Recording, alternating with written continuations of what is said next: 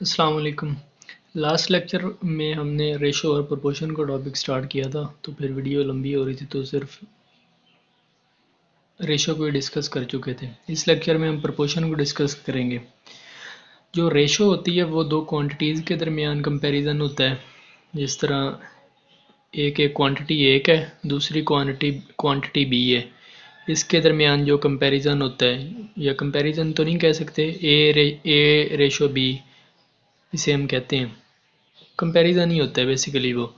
और जो प्रपोर्शन होती है, इसमें दो रेशोज़ के दरमियान कंपैरिजन को प्रपोर्शन कहते हैं। Comparison between two ratios is called comparison.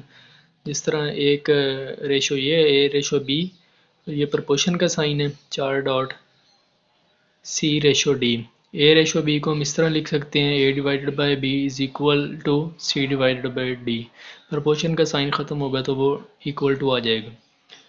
Cross multiply यहाँ से कर सकते हैं, A D is equal to B C. या आप डायरेक्ट भी इधर से कर सकते हैं, the product of extremes is equal to product of mean values. जो एक्सट्रीम है उनका प्रोडक्ट और मीन का प्रोडक्ट, ये बेसिकली वही चीज़ बन जाती है। ए डी को मल्टीप्लाई, ए डी में आपस में मल्टीप्लाई होगा और बी सी होगा तो वो यही चीज़ बन जाएगी। नेक्स्ट इसकी तीन तीन तरह की प्रपोर्शंस होती हैं। एक डायरेक्ट प्रपोर्शन, एक इनवर्स, एक कंपाउंड और कंपोजिट प्रपोर्शन उसे कहते हैं। डायरेक्ट प्रपोर्शन ये होती है अगर एक क्वांटिटी के बढ़ने से दूसरी क्वांटिटी भी बढ़े, या एक के कम होने से दूसरी भी कम हो जाए, तो उसे हम डायरेक्ट प्रपोर्शन कहते हैं। एक के बढ़ने से दूसरी बढ़ जाए, या एक के कम होने से दूसरी भी कम हो जाए, ये होती है डायरेक्ट प्रपोर्शन। और इन्वर्स प्रोपोर्शन इसके उल्ट होती है, एक के ज़्यादा होने से दूसरी कम हो जाए, या एक के कम होने से दूसरी ज़्यादा हो जाए, इस तरह ये इन्वर्स प्रोपोर्शन होती है। और कंपाउंड प्रपोर्शन नेक्स्ट जब उसकी बात होगी तो वो तब डिस्कस कर लेंगे।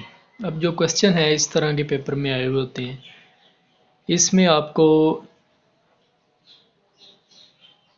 ये समझना ज़रूरी होता है कि ये डायरेक्ट प्रपोर्शन का क्वेश्चन है या इन्वर्स प्रपोर्शन का क्वेश्चन है। वो मैं अभी बता देता हूँ। जैसे स्टेटमेंट है, if 10 men can file 450 papers, 10 आदमी इतने को फाइल कर रहे हैं 450 पेपर्स को। How many papers be filed by 5 men। तो एक तो पेपर है इसमें और दूसरा क्या है, मैन है। 10 बंदे थे, 10 बंदे थे और 450 पेपर को फाइल कर रहे हैं। हमने ये बताना है कि कितने बंदे, कितने पेपर 15 बंदे फाइल कर सकेंगे। जो पहला है ना, वो हम आपने हमेशा इसका जो एरो है ये अपवर्ड ही लगाना है। ये एरो हमेशा पहले अपवर्ड लगाना है। अब दूसरा वो अकॉर्डिंग टू कंडीशन लगेगा। अगर डायरेक्ट प्रपोर्शन होगा तो ये एरो ऊपर की तरफ लगेगा। अगर इन्वर्स प्रपोर्शन होगा तो एरो डाउनवर्ड लगेगा। वो कैसे होगा वो मैं अभी बता रहा हूँ। जिस तरह 10 बंदे थे, 450 पेपर फाइल कर रहे हैं। अब जब बंदे बढ़ेंगे तो जाहिर बात है, कॉमन सेंस की बात है कि बंदे बढ़ेंगे तो ये भी ज़्यादा पेपर फाइल होंगे। 10 बंदे 450 पेपर फाइल कर रहे हैं, 15 बंदे ज़्यादा फाइल ही करेंगे ना। तो एक चीज़ बढ़ी है तो दूसरी भी बढ़ रही है, ये हम एक गेस लगा रहे हैं। तो ये डायरेक्ट प्रपोर्शन का क्वेश्चन है। अगर डायरेक्ट प्रपोर्शन का ही क्वेश्चन हो तो ये एरो भी अपवर्ड लगाया जाएगा, ये हमेशा अपवर्ड लगाना है। ये अगर डायरेक्ट प्रपोर्शन का क्वेश्चन हो तो ये अपवर्ड, अगर इन्वर्स प्रपोर्शन का क्वेश्चन हो तो ये फिर डाउनवर्ड। नेक्स्ट, अगर एरो चूँकि अपवर्ड है तो इसको हम इस तरह लिख सकते हैं, x बाय 450। जहाँ से एरो स्टार्ट हो रहा है वो न्यूमरेटर में, और जहाँ एंड हो रहा है वो डिनोमिनेटर में, इज़ इक्वल टू इसी तरह 15 डिवाइडेड बाय 10। अब इसे सिंपल सॉल्व कर सकते हैं। 10x is equal to 450 multiply by 15, x is equal to 450 multiply by 15 divided by 10। इसे सॉल्व करेंगे तो ये आंसर आ जाएगा। अगर ये इन्वर्स प्रोसेस का होता तो वो एरो डाउनवर्ड होना था, तो उसे फिर हमने लिखना था 10/15। तो यहीं से यही मेन बात होती है प्रोपोर्शन के क्वेश्चंस में।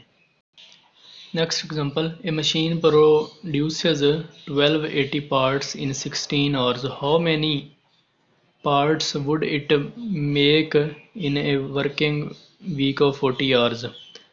इसमें भी वही चीज़ है, एक पार्ट्स की बात हो रही है, एक आवर्स की। 16 घंटों में वो 1280 पार्ट बनाती है, 1280। तो हमने ये बताना है कि वो 44 घंटों में कितने बनाएगी। वो 16 में इतने बना रही है, तो ज़ाहिर बात है 44 घंटों में इससे ज़्यादा बनाएगी। तो ये इसका एरो तो हमेशा अपवर्ड होगा। अब ये 44 घंटे भी बड़े हैं, तो ज़ाहिर बात है वो नंबर ऑफ़ पार्ट्स जो मशीन प्रोड्यूस कर रही है वो भी ज़्यादा हो जाएंगे। तो ये डायरेक्ट प्रपोर्शन का क्वेश्चन हो जाएगा, इसे भी एरो अपवर्ड हो जाएगा। अब इसे किस तरह लिख सकते हैं, एरो यहाँ से स्टार्ट हो रहा है, तो x/1280 इज़ इक्वल टू 44/16। इसे सिंपल क्रॉस मल्टीप्लाई से सॉल्व करेंगे तो वो 44 घंटों में 3520 पार्ट्स बनाएगी। जिस तरह 16 में वो 1280 पार्ट बना रही थी, उसी रेशो से वो 44 घंटों में 3520 पार्ट्स बनाएगी। नेक्स्ट देखें, ये इन्वर्स प्रोसेस का क्वेश्चन है, इन्वर्स प्रोपोर्शन का। तो आपने स्टेटमेंट समझनी है जस्ट। वो कह रहा है कि 15 workers can paint a certain number of houses. Houses उन्होंने नहीं बताए, सिर्फ 15 वर्कर हैं, वो कोई भी काम है पेंट करते हैं, वो 24 घंटों में करते हैं। फिर उसने कहा how many days will 40 workers take. वही काम वही है। तो आप देखें कि पहले 15 वर्कर थे, 40 दिनों में कोई काम कर रहे हैं, फिर उसने वर्कर बढ़ा दिए हैं, हमें कहा है कि टाइम आप बताएं कितने दिन में वही सर्टन काम करेंगे। 15 वर्कर थे, वो 24 दिनों में काम करते हैं। ज़ाहिर बात है अगर वर्कर ज़्यादा हुए तो वो काम जल्दी हो जाएगा। ये एरो तो अपवर्ड ही लगाना था हमेशा, इनवर्स का था तो ये एरो डाउनवर्ड। अगर ये डायरेक्ट का होता तो एरो अपवर्ड लगाना था। यही इसमें की पॉइंट है। अगर स्टेटमेंट समझ के आप ये एरो अच्छी तरह सही लगा लें समझ के, तो फिर क्वेश्चन में मिस्टेक नहीं होगी। अब इसको लिख सकते हैं कि 40/15 इज़ इक्वल टू 24/x। इसे सॉल्व करें, cross multiply, 40x is equal to 24 multiply by 15। 40 इधर आके डिवाइड हो जाएगा, इसे सिंपलीफाई करें तो वो 9 दिनों में काम मुकम्मल हो जाएगा। वही काम जो पहले 24 दिनों में हो रहा था, 15 वर्कर, अगर वर्कर बढ़ा दें 40 तो वो 9 दिनों में काम कंप्लीट हो जाएगा। नेक्स्ट है कंपोजिट प्रपोर्शन। जब दो से ज़्यादा रेशोज़ हों तो उसे कंपोजिट प्रपोर्शन कहते हैं। तो when the relationship is between 2 और more ratios then this is called composite और कंपाउंड रेशोज़। नेक्स्ट एक स्टेटमेंट है, if 10 men can do a work in 20 days, 20 days हैं, 10 hours हैं और 10 ही बंदे हैं। 10 मैन, तीन चीज़ें यूज़ हो रही हैं, एक मैन, एक डेज और एक आवर्स, मैन एंड डे। कोई तो हमने ये बताना है कि हाउ मैनी आवर्स हमें चाहिए, ये अननोन है। Are required to do the same work by 20 men in 10 days, 20 men in 10 days। अब पहले तो दो रेशोज़ यूज़ हो रही थी, इसमें 3 कंपैरिजन करवाए गए हैं। आप इस तरह करें कि फ़िलहाल इसे छोड़ दें, डेज़ को छोड़ दिया आपने। ये पहला एरो था, ये तो अपवर्ड ही लगाना है। ये जिस तरह पहले सिंपल क्वेश्चन में होता था अब भी वैसे ही होगा। इसका एरो अपवर्ड है। अब ये देखें, ये डेज़ को एक दफ़ा बिल्कुल छोड़ दिया जाए। कोई काम है वो 10 बंदे 10 घंटों में करते हैं। कोई भी काम है 10 बंदे 10 घंटों में करते हैं। तो अगर बंदे 20 हो जाएं, तो काम वही है, वो ज़ाहिरी बात है वो कम घंटों में कर लिया जाएगा। इसी तरह है ना, तो ये एक इन्वर्स प्रोसेस बन रहा है, तो इसका एरो डाउनवर्ड लगा दिया है। ठीक है। नेक्स्ट अब देखें, नेक्स्ट इसे आपने रिमूव कर देना है और इसका आपने कंपैरिजन डेज़ के साथ करना है कि कोई काम है वो 10 बंदे 20 बंदे नहीं, एक मिनट, 10 घंटों में वो काम मुकम्मल करते हैं 20 दिन में। तो अगर दिन कम कर दिए जाएं, ज़ाहिरी बात है उन्हें वो काम ज़्यादा और करने पड़ेंगे डेली बेसिस पर। तो पहले 10 घंटे थे और 20 दिन थे, अब उन्होंने दिन कम कर दिए हैं, तो वो उन्हें ज़्यादा देर तक काम करना पड़ेगा। ये भी इन्वर्स प्रोसेस ही बनता है, इसका एरो भी डाउनवर्ड ही लगेगा। अगर ये इसके साथ डायरेक्ट रिलेशन बनता तो एरो अपवर्ड होना था। नेक्स्ट वही प्रोसेस है, x/10 इज़ इक्वल टू 10/20। इसका भी ख्याल रखना, जहाँ से एरो स्टार्ट हो रहा है वो न्यूमरेटर में और दूसरा डिनोमिनेटर में। 10/20 मल्टीप्लाई बाय 20/10, इसे सिंप्लीफाई करेंगे तो x is equal to 10 answer आ जाएगा, 10 घंटे।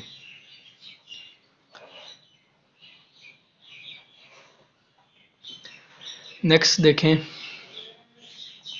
10 men can do a work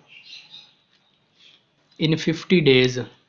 10 man है, 50 डेज़ में वर्क करते हैं और वो डेली वर्क कितने घंटे करते हैं? 8 घंटे। उसने कहा है कि how many days to do the same by 20 man 20 हैं और डेज़ उन्होंने बता दिए हैं कि वो 12 हैं। आप वैसे जैसे मैंने पहले बताया कि ऑर्स को आपने रिमूव कर लेना है अपने माइंड में, और 10 बंदे 50 दिन में कोई काम करते हैं, अगर बंदे 20 कर दिए जाएं तो वो कम दिनों में कर लेंगे। ये इन्वर्स प्रोसेस बनता है।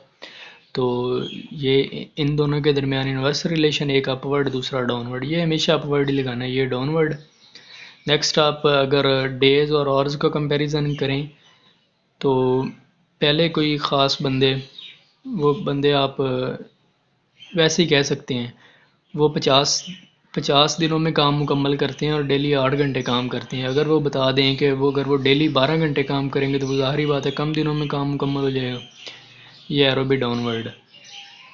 x/50 is equal to 10/20 multiply by 8/12, इसे सिंप्लीफाई करेंगे तो वो x इज़ इक्वल टू 16.67 आ जाएगा।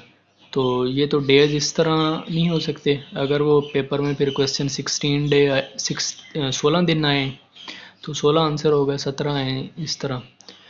तो इस तरह के क्वेश्चन होते हैं रेशो और प्रपोर्शन के। तो अगर मज़ीद इसमें कुछ चीज़ें क्लियर ना हुई तो आप कमेंट सेक्शन में पूछ सकते हैं।